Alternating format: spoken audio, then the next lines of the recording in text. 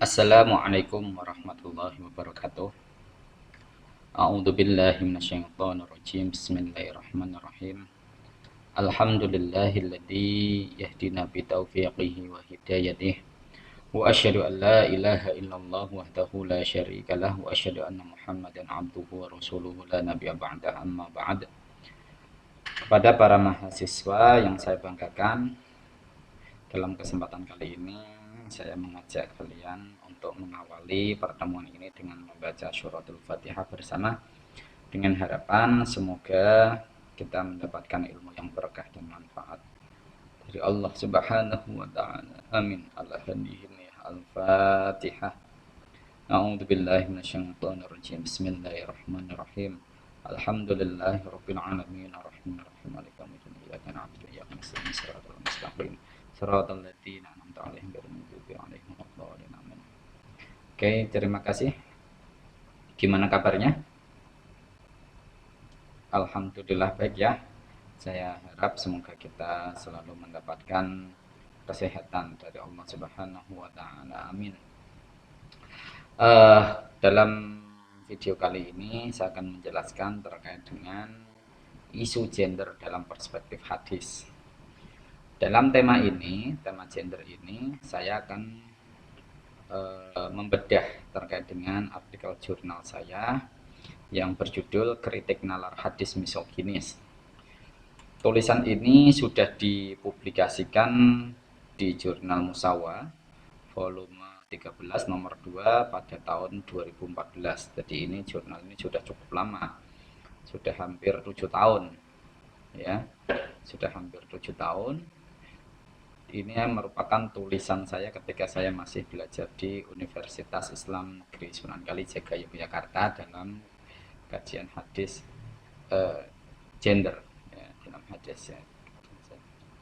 Nah, sebelum saya menjelaskan lebih jauh, saya akan mendudukkan persoalan terlebih dahulu terkait dengan apa itu gender. Ya. Jadi kalian perlu mengetahui ya, jadi gender itu beda dengan seks. Kalau gender itu adalah pembagian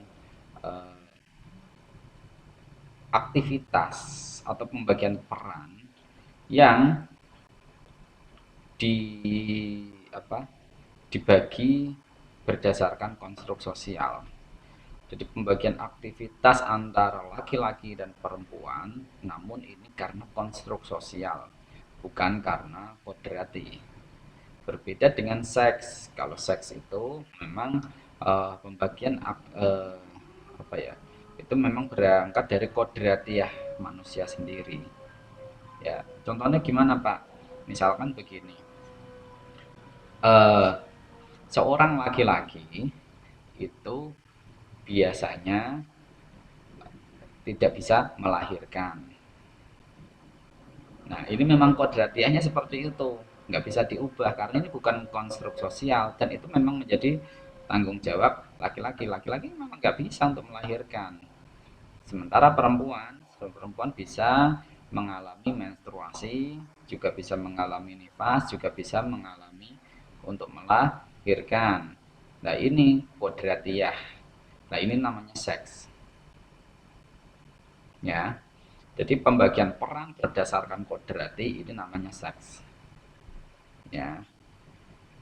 Jadi misalkan perempuan punya vagina, laki-laki punya penis, itu nggak bisa diubah karena itu memang bawaan.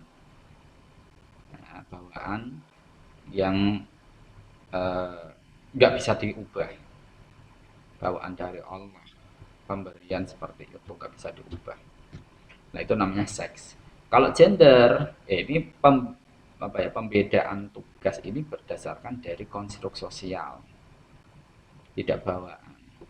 Misalkan begini, seorang laki-laki itu lumrahnya itu dia mencari nafkah untuk menghidupi keluarganya.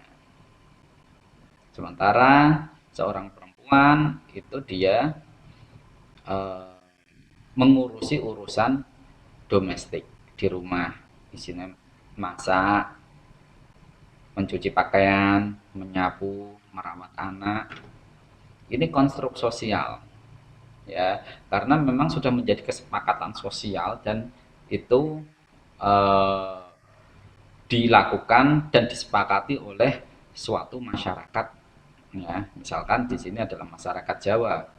Nah, di mana masyarakat Jawa itu memang mengikuti budaya patriarki di mana laki-laki itu dominan, maka mau tidak mau konstruk sosialnya adalah ya laki-laki dia lebih dominan dalam menguasai urusan publik. Sementara untuk perempuan dia lebih dominan dalam urusan eh, domestik. Itu konstruknya seperti itu. Namun apakah kemudian konstruk ini bersifat final Pak, yang tidak bisa diubah?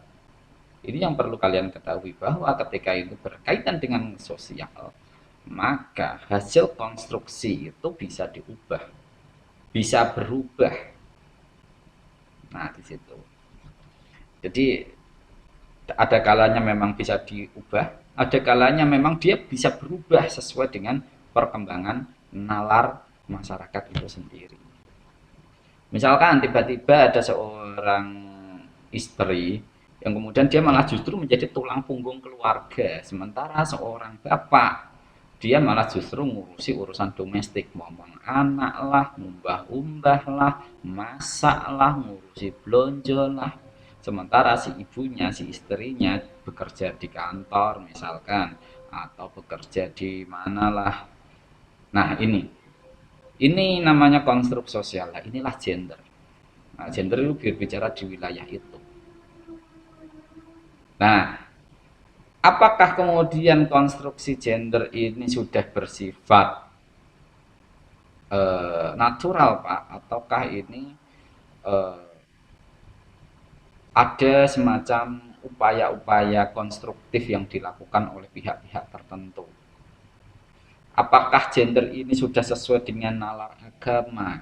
Nah, cara gampangannya begitu kalau kita berbicara dalam konteks kajian hadis.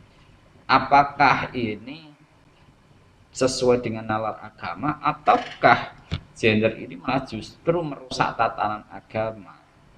Ini yang menjadi persoalan penting dalam kajian gender yang berkaitan dengan isu-isu agama, terutama kajian hadis.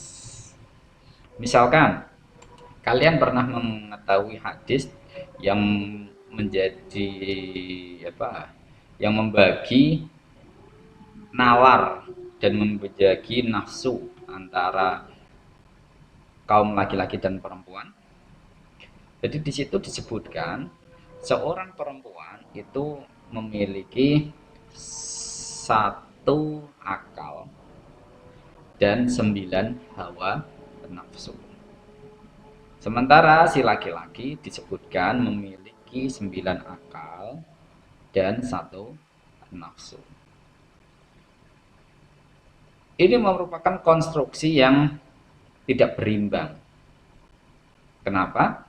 Karena kelompok perempuan justru didiskreditkan, dipojokkan. Dia hanya memiliki nafsu yang paling dominan. Sementara laki-laki dia itu adalah digambarkan sebagai sosok yang sangat cerdas karena memiliki akal banyak.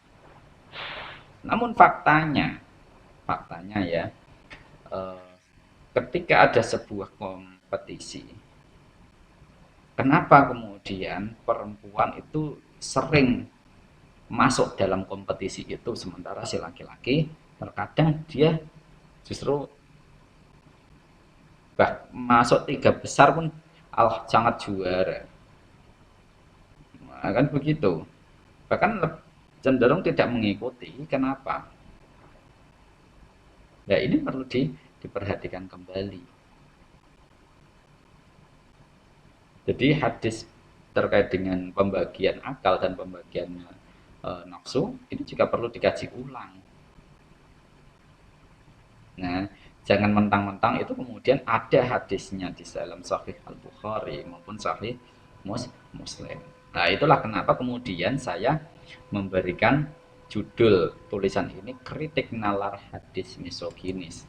Ini yang saya kritik ini adalah nalar masyarakat yang kemudian dia mendewakan kitab Sahih Al-Bukhari sebagai eh, pemegang otoritas yang tak bisa digoyahkan. Jadi saya menunjukkan bahwa Imam Al-Bukhari dalam menulis kitab hadis itu berdasarkan istihadiyahnya.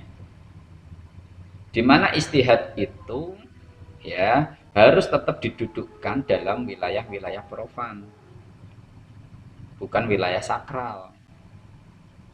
Konsekuensinya apa, Pak? Kalau dalam wilayah profan, maka dalam mengkaji hadis Sahih Al-Bukhari ini sangat terbuka akan pemaknaan ulang, bahkan terhadap kritik. Bukan berarti ketika kita sudah merujuk pada Sahih Al-Bukhari kemudian kita tidak bisa melakukan kritik apa-apa karena dianggap sudah sesuai dengan kaidah ilmu hadis. Hadisnya sudah sangat sahih, as-sahhul kutub, bahkan diklaim sebagai sumber rujukan Islam yang kedua.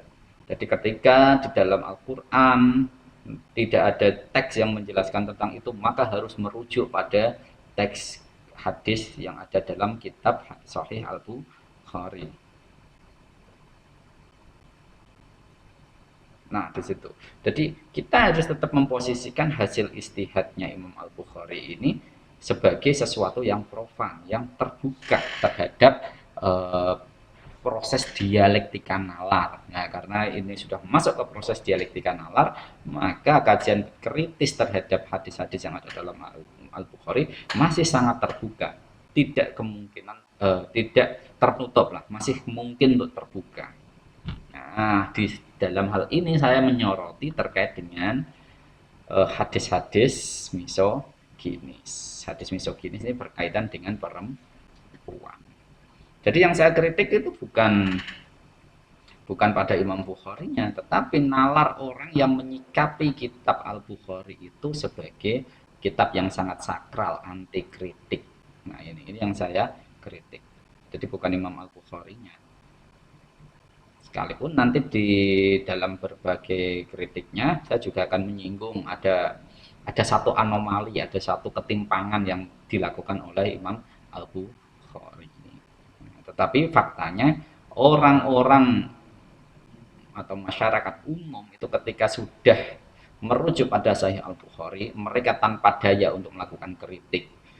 Bahkan ketika menyinggung terkait dengan hadis misoginis, ini seakan-akan itu sudah final. Apa yang dikatakan oleh hadis itu adalah final. Maka seorang yang memahami hadis itu secara final, maka dia akan memahami sesuai dengan apa yang ada dalam teksnya. Dia mengabaikan konteksnya. Jadi teksnya kaya ngono yang ngono kuwi. Dia mengabaikan konteks. Nah, padahal hadis itu ada konteksnya. Enggak bisa serta-merta kita hanya mengacu pada teks hadisnya itu saja. Oh, ini yang paling dirugikan tuh perempuan. Kalau kita membaca hadis misoginis hanya berdasarkan teksnya saja, di mana teks hadis itu sudah dianggap sebagai hadis yang sahih. Contohnya apa, Pak? Nah, ini ada beberapa kajian hadis, misalkan perempuan adalah mayoritas penghuni neraka. Yang kedua, perempuan sebagai penyebab batalnya sholat. Ketiga, perempuan makhluk pembawa sial. Keempat, penciptaan perempuan dari tulang rusuk yang bengkok. Yang kelima, perempuan tidak layak menjadi pemimpin. Yang keenam, perempuan sebagai pelayan suami, jadi sebagai pemuas saja. Jadi maksudnya itu jadi ada hadisnya ini, nanti silakan dibuka babnya. Saya memang tidak mencantumkan hadisnya karena saat itu saya sudah mencoba untuk menghindari kutipan langsung, yang dimana ketika menggunakan kutipan langsung itu akan langsung dianggap sebagai bentuk plagiarisme. Maka dalam hal ini kemudian saya hanya mencantumkan eh, substansi dari teks hadis itu. Teksnya ada di mana, substansinya bagaimana. Gitu. Nah, ini ada rujukan-rujukannya semuanya itu. Ya. Jadi yang pertama itu kan terkait dengan apa tadi? Misalkan eh, ini tema-tema khususnya ini ada hukuman bagi istri yang menolak bersetubuh dengan suami.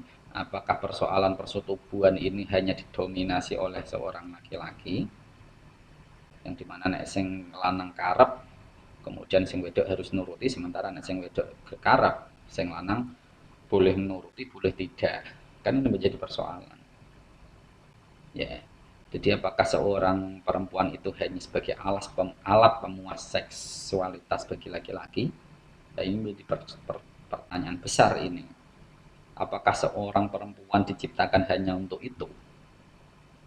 Padahal dalam Al-Quran, wa ma khalaqul jin inna khalaqnakum min dzakarin wa unsa, ya itu kan masyu'uba wa qaba'ida li ta'arafu in akramakum indallahi atqakum. Jadi di situ persoalan takwa yang ditekankan. Belum lagi si perintah-perintah yang lain. Laki-laki juga diperintahkan untuk sholat, ya. Perempuan juga diperintahkan untuk sholat dengan kewajiban-kewajiban yang sama. Apakah kemudian secara sosial perempuan hanya diciptakan sebagai alat pemuas seks? Nah, ini menjadi pertanyaan. Terus larangan puasa bagi istri tanpa seizin suami. Oke, mungkin ini para ulama sudah sepakat untuk puasa sunnah, ya kan? Tetapi kalau itu menjadi suatu kebaikan bagi istrinya, kenapa tidak diperbolehkan? Toh seorang suami belum tentu dia secara spiritualitas lebih tinggi daripada istrinya, kan begitu. Sing wedok angger bengi rajin sholat tahajudan duhanan sementara sing lanang jarang menang tidure, kan begitu. Terus lagi misalkan perempuan itu seperti tulang dibuat dari tulang rusuk ya, tulang rusuk yang sebelah mana? Terus bagaimana dengan orang laki-laki yang melakukan poligami? Tulang rusuknya itu apakah kemudian dibagi menjadi 4 misalkan kalau dia melakukan poligami sebanyak 4? Terus apakah kemudian laki perempuan yang nikah 2 kali itu dia tercipta dari tulang rusuknya 2 orang? Nah, ini yang kemudian harus dipahami secara simbolik. Jadi hadis yang menyebutkan perempuan itu dibuat dari tulang rusuk atau mindilain a'waj, ya, mindilain a'waj itu tulang rusuk yang bengkok dan rimpi. Itu dia harus diartikan sebagai sesuatu yang bersifat simbolik, tidak bersifat material. Aslinya ini kayak gini enggak, tapi itu harus bersifat simbolik. Itu simbol itu. Apa Pak simbolnya artinya? Jadi perempuan itu orang yang ya kalau tulang rusuk bengkok rawan itu kalau diluruskan itu bisa nggak kira-kira? Patah nggak kira-kira? Nah ini jadi kalau dalam meluruskan perempuan atau apa yang mungkin itu menjadi tanggung jawab seorang suami, maka dia tidak bisa serta-merta menggunakan kekerasan. Ya, tidak bisa serta-merta dia menggunakan kekerasan untuk meluruskan istrinya itu. Tapi ada berbagai cara yang harus lebih bersifat persuasif, alon-alon, ya, dan seterusnya. Belum lagi terkait dengan bagaimana kemudian perempuan itu dianggap sebagai mayoritas penghuni neraka. Orang perempuan itu terkadang malah justru masalah spiritualitas lebih tinggi daripada seorang laki-laki. Tapi mengapa kemudian banyak orang-orang perempuan dinyatakan sebagai mayoritas penghuni neraka? Ini menjadi persoalan penting. Apakah karena ia dianggap sebagai sumber maksiat? Misalkan gara-gara ada PSK kemudian laki-laki itu pada suka atau suka jajan misalkan. Apakah gara-gara itu kemudian perempuan dianggap sebagai mayoritas penghuni neraka? Untuk melakukan kasus kajian apa jenis maksudnya maaf, untuk membendung atau menghentikan adanya PSK, itu kita tidak cukup untuk berdakwah, berdalil, tidak cukup untuk itu. Kita harus bisa memegang kekuasaan misalkan seperti yang dilakukan oleh Bu Risma ya, Bu Risma yang dulu ketika dia masih menjabat sebagai wali kota Surabaya, dengan kekuasaan dia langsung menutup lokalisasi itu, buatkanlah SK, gak perlu didalili, langsung tertutup semuanya. Atau misalnya tidak kita menggunakan kekuasaan itu, misalkan kita memang ya udah kita nggak usah jajan saja, mereka sudah akan bangkrut sendiri kan begitu. Kita selaku laki-laki nggak usah jajan pada perempuan PSK itu, selesai, mereka nggak akan laku. Mereka akan terus laku itu apabila ada laki-laki yang terus jajan. Nah, apakah kemudian laki-laki juga karena dia yang jajan ya kepada para PSK itu, kemudian yang dinarasikan dalam agama itu hanya perempuan yang mayoritas menjadi penghuni neraka? Kenapa laki-lakinya tidak?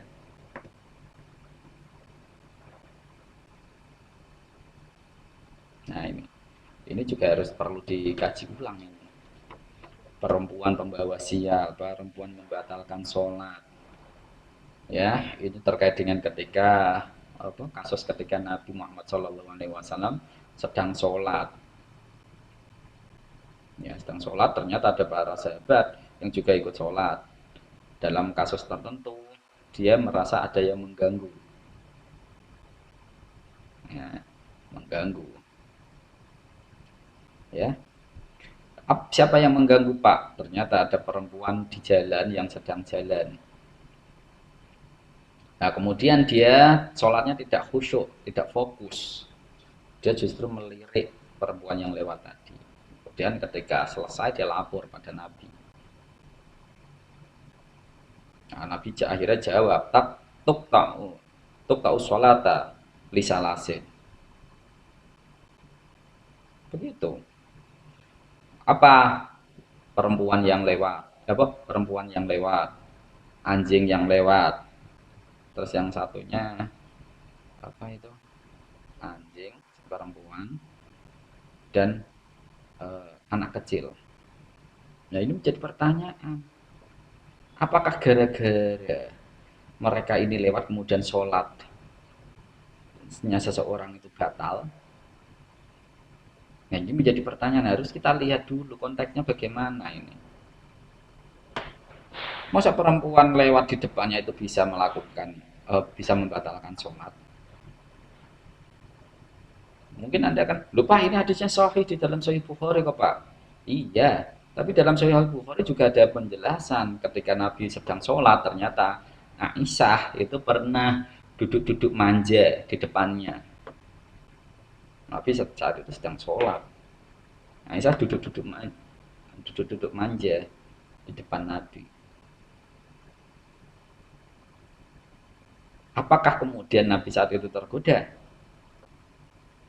melihat kemolekan istrinya? Jadi kan konteksnya sama apabila itu diterapkan pada kita. Kita sholat, nanti ternyata ada seorang perempuan cantik lewat di depan kita. Apakah kemudian sholat kita batal? Tidak. Urusan batal dan tidaknya itu pada diri kita sendiri, bukan karena perempuan yang lewat di depan tadi. Ya.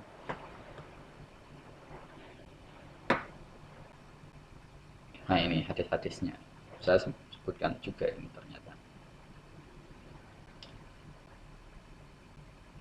An Abi Sa'id Al-Khudri qala kharaja Rasulullah sallallahu alaihi wasallam fi adha wa fitri wa filal musalla.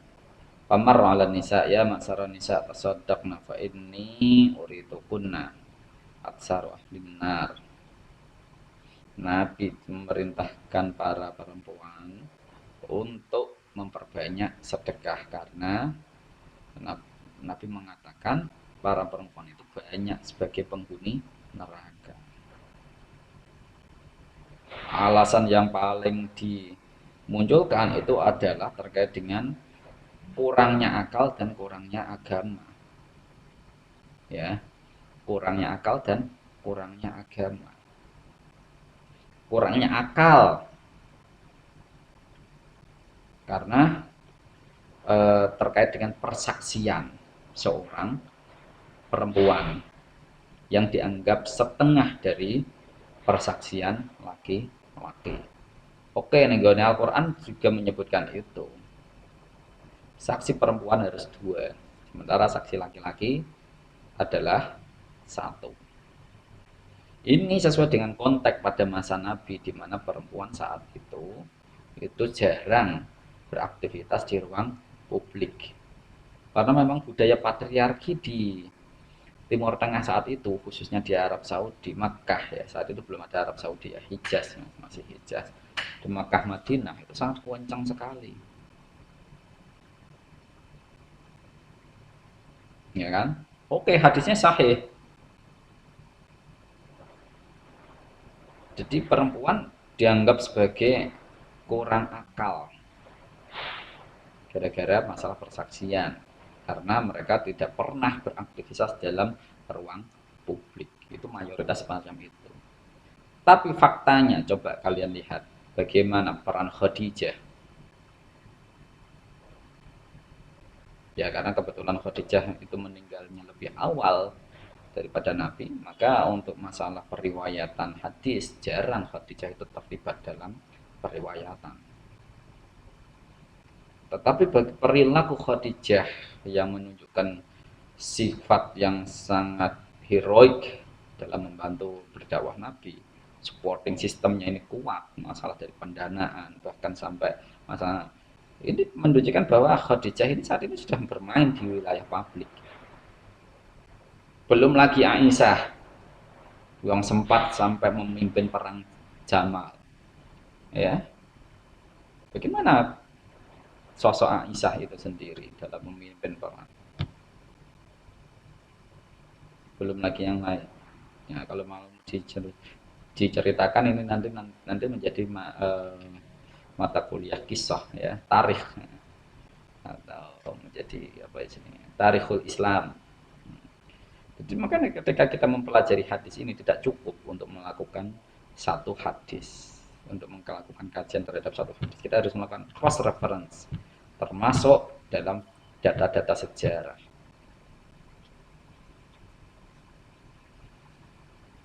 Ya, bagaimana kemudian Al-Quran mengabadikan nama Bilqis sebagai ratu yang sangat adil?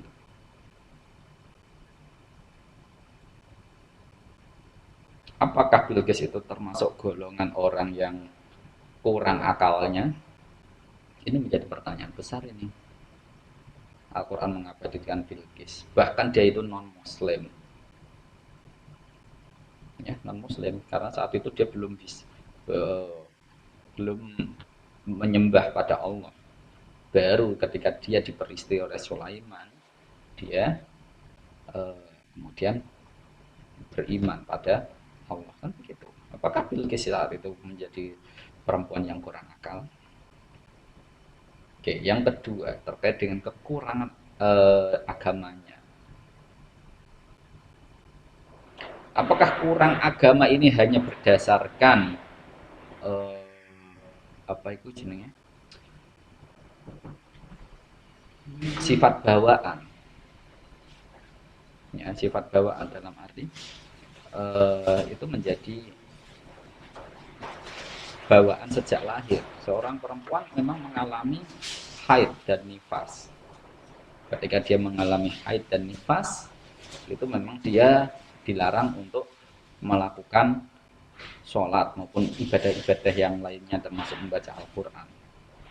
Apakah karena sesuatu yang sifatnya kodrati, gawaan, ini kemudian menjadi pengurang kualitas keagamaan seseorang. Nah, ini menjadi pertanyaan. Kenapa kita sama-sama dibedakan untuk sama-sama diperintah untuk melakukan ibadah pada Allah, tapi kemudian kita dibeda-bedakan dalam status. Ini menjadi pertanyaan besar. Oh, itu dalam satu hadis baru. Belum hadis-hadis yang lain ya.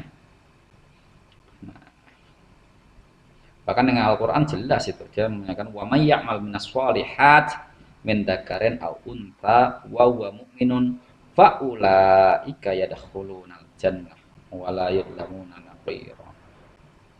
Dengan Al-Quran tidak membeda-bedakan itu. Al-Quran jelas. Jadi amalan-amalan yang baik, soleh, baik dari perempuan maupun laki-laki, selama dia mukmin, maka dia berhak untuk masuk ke surga. Mereka tidak dianiaya walaupun sedikit pun. Jadi tidak ada diskriminasi sebenarnya. Tapi mengapa kemudian konstruk di masyarakat itu justru melakukan diskriminasi terhadap hak-hak perempuan? Oke. Perempuan disamakan dengan keledai dan anjing. Nanti silakan dibaca sendiri ya. Saya tidak menjelaskan secara ini sampai itu kok komentar sabbah temu nabil humur wal kilab. Apakah kalam jenengan itu menyamakan kita itu dengan himar dan anjing? Nah, ini hadis yang lain. Beda dengan yang saya sebutkan di awal tadi. Nah, itu. Nah, ini ada terkait dengan penyamaan seorang perempuan terhadap anjing dan himar atau keledai dalam masalah membatalkan sholat. Ini juga disinggung di sini. Bahkan ini langsung diriwayatkan oleh Aisyah. Wallahi laqad ra'aitu Nabiyya sallallahu alaihi wasallam yusalli wa inni 'ala sarir bainahu wa bainal qiblati muttaji'ah. Nah, ini yang kemudian saya singgung tadi. Saat itu Aisyah itu sedang duduk-duduk manja di antara di depan Nabi lah intinya itu. Sebuah bainal qiblah, sarir bainahu wa bainal qiblah. Oh. Kan berarti di depan Nabi posisinya. Khalidullah miring, jadi duduk-duduk manja di depan Nabi.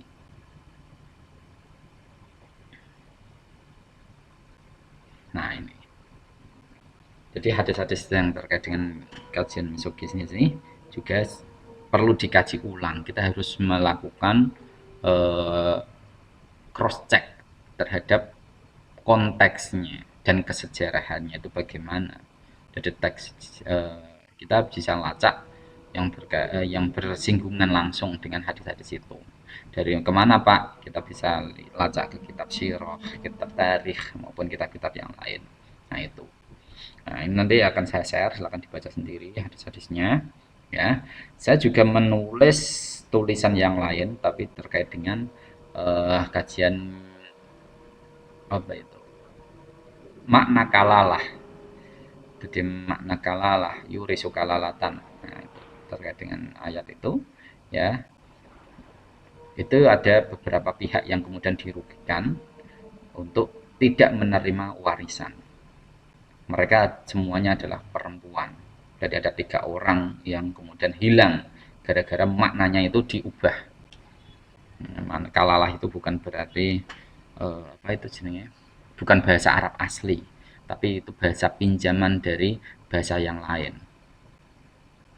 Di situ tidak baca. Jadi ini kita lacak kesejarahannya. Tapi itu dalam kajian tafsir. Sekalipun dalam kajian tafsir, di dalam tulisannya itu juga saya menyebutkan beberapa riwayah yang menjelaskan terkait dengan tafsir makna kalalah itu sendiri. Ya, yang disorot adalah Imam At-Tabari. Di situ. Nah, untuk dalam kajian hadis dan isu kontemporer, silakan nanti kalian bisa baca tulisan saya di jurnal Musawa ini yang berjudul Kritik Nalar Hadis Misoginis. Jadi disinilah kita harus terbuka wawasan ya, terbuka wawasan sampai ke ya kita harus apa ya, melakukan kajian secara interdisipliner. Nah, ya, ini saya sampai menyinggung masalah bagaimana tradisi eh, kebudayaan di Jawa. Ada pawestren, ada ya istilah pawestren kan untuk orang-orang perempuan ya. Bahkan ada istilah surga nunut neraka katut. Iku kanggo wong wedok sing apa ngabekti marang bojone. Nah, seperti itu. Nah, nanti silahkan dibaca sendiri. Oke, nanti kita bisa diskusikan di WA Group. Kurang lebihnya saya mohon maaf yang sebesar-besarnya.